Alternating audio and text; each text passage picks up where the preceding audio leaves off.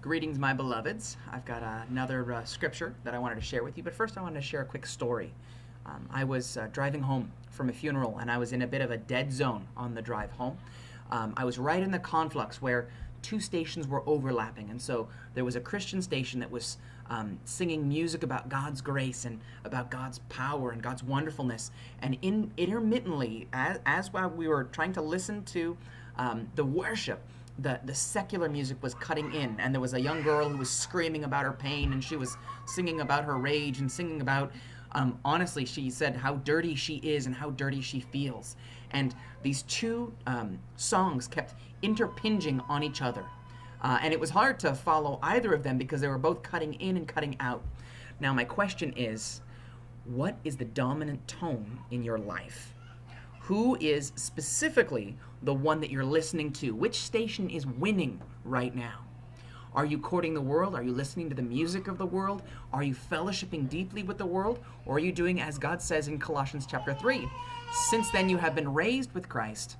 Set your hearts on things above, where Christ is, seated at the right hand of God. Set your mind on things above, not on earthly things. For you have died, and your life is hidden with Christ in God. When Christ, who is your life, appears, you will also appear with him in glory. So, set your mind, set your heart on things above. That's where our focus needs to be. That needs to be our radio station. We need to shut down competing radio stations. We need to not listen to the song of the world, because we can be suckered in to the song of the world. We can believe the song of the world. It can draw us in, and when it draws us in, then we start to live like the world lives. And we need to not live like the world lives. We need to reject the way the world lives. We need to focus on God with our whole heart, with our whole mind. Keep our focus and our mind on him.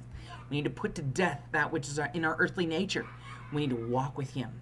And then, when we do it that way, we will be raised with him in glory.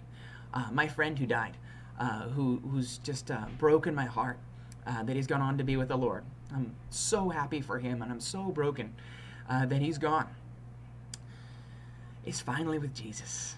And he is now reaping the reward of sowing to righteousness. He's walking in glory with no more pain and no more shame. He's doing wonderfully. Let us do the same. Walk wonderfully with God. Sow in righteousness. Keep our eyes and our heart focused to God. Bless you, beloveds.